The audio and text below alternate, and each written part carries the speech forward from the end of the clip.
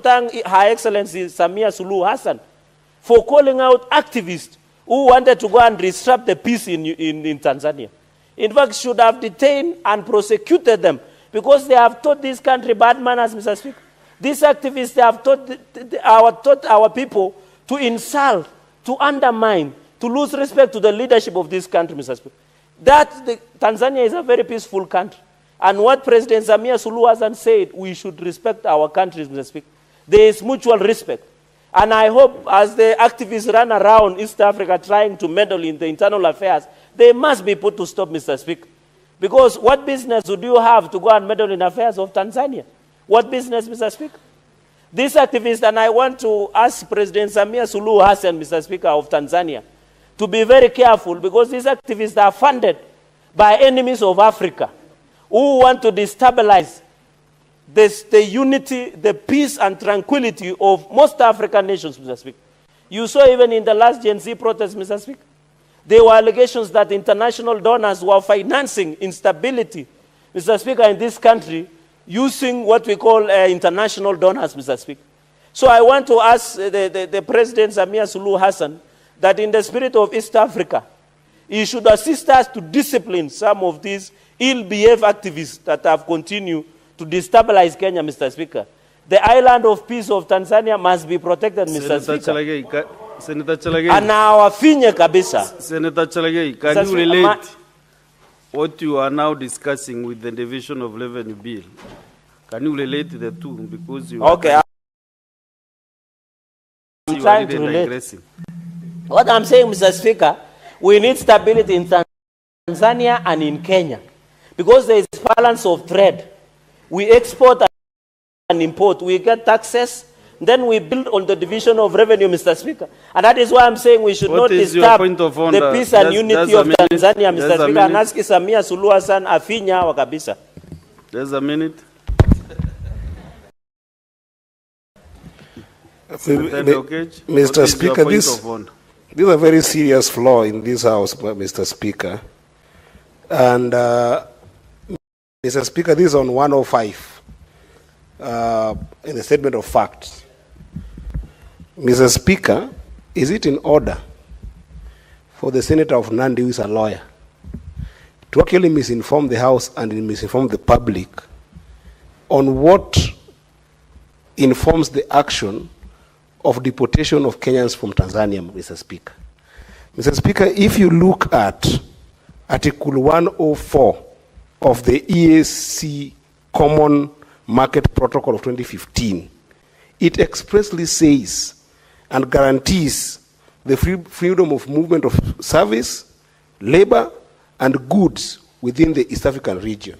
If you look at the treaty, Mr. Speaker, that was established in 1999, Mr. Speaker, it allows the tenets of democracy to actually permeate in the region entirely, Mr. Speaker. How can Senator Cherargei allow the existence of those treaties, Mr. Speaker? This is something that must be condemned and is not right and could actually lead to reciprocation by Kenyans for other members, Mr. Speaker. So is it factual that that's the tenets of our democracy, Mr. Speaker, that dictatorship in Tanzania is exclusive to our dictatorship in the country? Senator Cherargei has heard you. Let him respond. The Senator Eddie should withdraw and apologize. There is no dictatorship in Tanzania because they do elections regularly. Correct. So it is very wrong. Mr. Speaker, I wanted to answer point of order and after. 1 minute? Yes. So he must withdraw and apologize because Samia Suluhu Hassan, president, she has been elected to be in that office alongside the late Magufuli. Number 2, under the EAC treaty, it talks about goods and services. Martha Karua and other busybody activists are not defined as goods and services. Unless I got it, the treaty of 1999. Goods, services, and labor. And which labor was a busybodies activist? The Martha Karua and Boniface were taking to Tanzania, Mr. Speaker.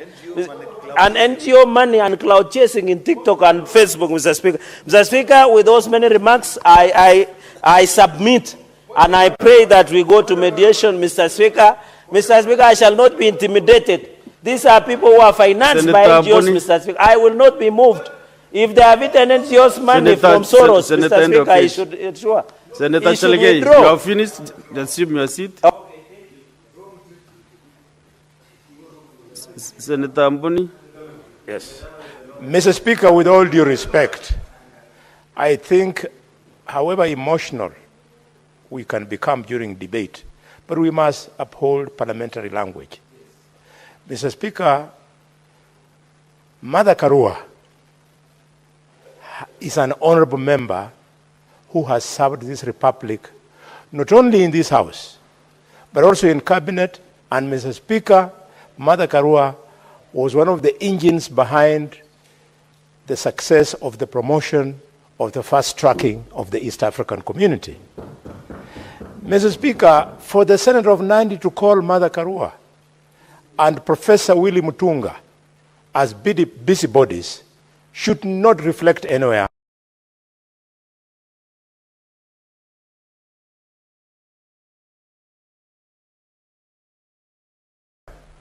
in the records of this House. You'll have so time. What is out of order, Senator Boni Karua? In fact, I'm on point of order. Because you are now also trying to do a debate. So what is your point of order? Be specific. Yes. The point of order is the Honorable Senator, in order to use unparliamentary language, and have specified calling distinguished Kenyans busybodies. Is he in order?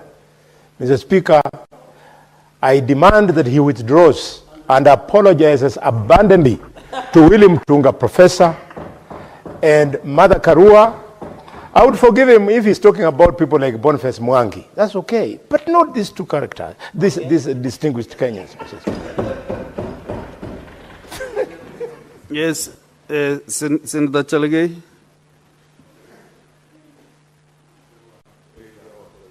Mr. Speaker, I just say busybodies.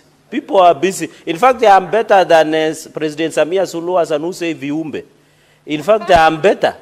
I'm saying they are busybodies. What is their job description as at now?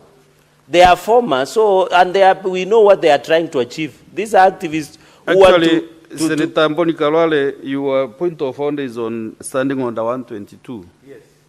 122, 1B. 122, yes. When a senator declines to retract use of unparliamentary language or declines to offer apologies, despite having been ordered to do so by the Speaker. So he becomes gross disorderly conduct. That is where now you are going to, and you know the consequences. We must respect the standing orders like the Bible. Okay, okay. So that we can Mr. Speaker, with tremendous respect, because you are the chair of Cherargei, I withdraw and substitute.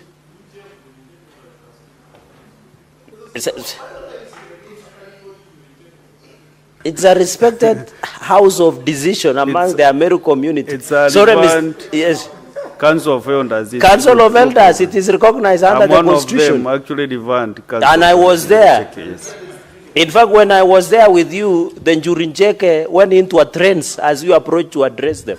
So I have every right to ensure that Mr. Speaker, I withdraw the word busybody and good for nothing individuals, Mr. Speaker. Thank you.